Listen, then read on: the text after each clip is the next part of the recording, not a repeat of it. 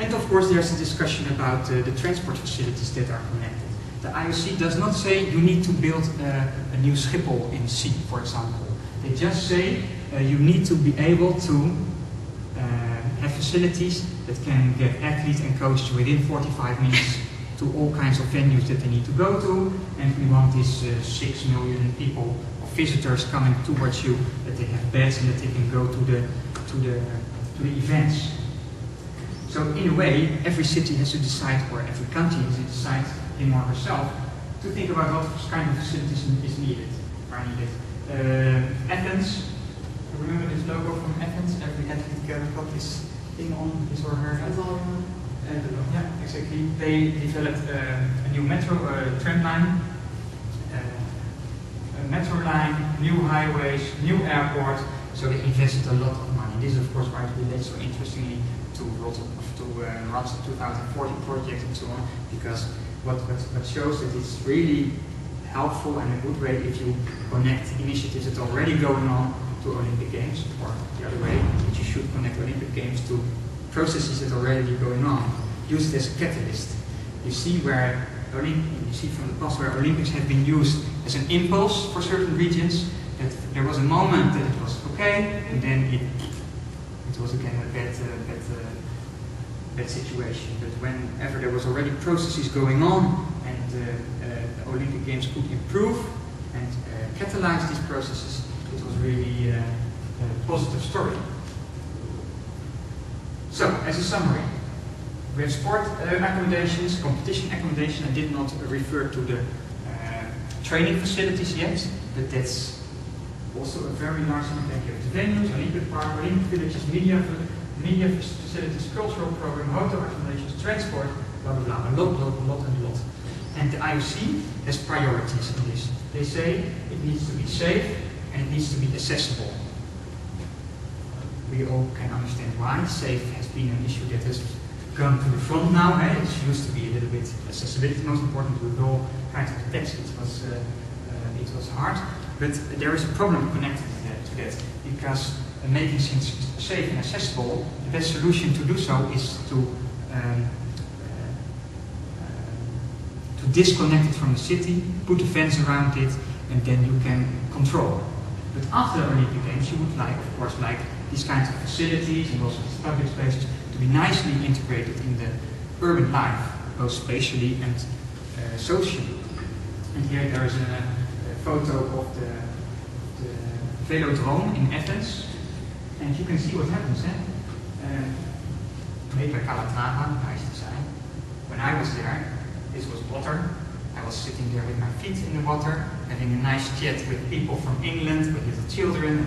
5 minutes later there came this athlete talking to me from Brazil. 10 minutes later, it was a vivid place then. But this is how it is now. It's referred to as white elephants. So places that do not function anymore after the Olympic Games. So they need, of course, in the planning of such a thing, a good thought, good thinking about how to integrate it in the city life after the Olympics. This is what another student of mine, Dept, has been addressing in his research. And another big debate that goes on when organizing the Olympics, should it be compact games or not? And if you take a look at Beijing, Beijing was of course the main city, but there were all co-hosting cities, like Hong Kong, Tianjin, Shanghai, Shenyang, Qingdao,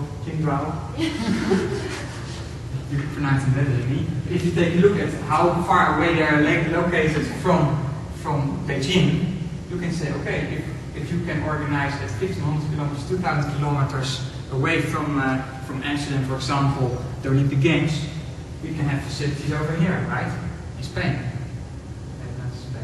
So it doesn't matter how you organize the Netherlands, it will be compact games anyway, because Holland is such a small country if you compare it to other Olympic cities, Olympic countries.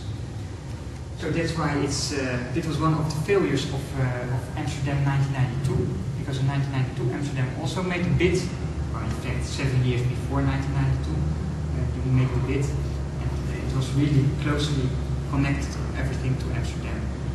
And well, that isn't good for Amsterdam. I think they get a too big program, and it was also not supported by the rest of the Netherlands. Why everything to Amsterdam? To finish up my presentation, these were just some things that I wanted to show you. Okay, when thinking about the Olympic Games, what kind of elements are very important, and why is it such an important thing for our field of spatial planning and urban and regional design? And what I have been doing the last years is with student projects in terms of urbanism, in terms of architecture, real estate, housing, and master city developer, develop ideas and develop also suggestions for some aspects. You know, the huge thing. So we jump into some interesting projects. Together with Qlai and Jamai Chen from Real Estate and Housing, we also produced a small article for the Architectural Annual. This is the one that I sent around to all of you. I think I just reread it this morning, and you too, yeah. And I was still quite happy about it. So I thought, okay, this is really what we discussed, what should be in the paper. So it represents a little bit what our work has been and what we think about it. For more in detail information about the graduation projects, it's not the time now to do so. And the nice thing is, Nova Terra is producing, which is a magazine in the Netherlands about spatial planning. It's organizing also a session, one issue now about Olympic Games. Perhaps I will be there as well. But for example, this presentation I did for a group of young Heijmans, which is a contractor. They have once every year a nice meeting together, a workshop. They invited me and others, also from the NMC, to talk about it. This is why this presentation is already available. So this is what I wanted to share with you, some of the things that I have been dealing with in the last 2 to 3 years, based on a professional and a personal interest. And I think it will be on the agenda of the Netherlands for the coming years. It's a big question also for the NRC and ZEF, the Dutch Olympic Committee, who is in charge of this process. Because as I showed to you, the Ministry of Spatial Planning adopted the idea right away, developed the thing. And see in here a lot of ideas, spatial ideas about maps and how you could organize them with spatial effects and implications. But then, okay, here's our contribution. Who's next? And well, you could say planning in Holland is a hard thing, because we know whenever we want to have an A4, it takes you 40 years and still is not there.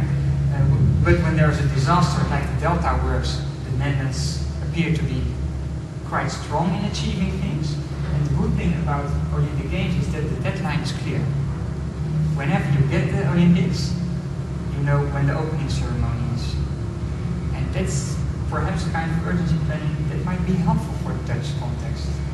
Might be, I'm not sure. I would like to know your opinion about it. This would be something that we can discuss. You know, in Holland, planning procedures take so long, and there's a lot of possibilities for people to talk about it. But yeah, urgency planning with a deadline could be a way to solve a few of the spatial challenges that the Netherlands face. Okay, thank you very much.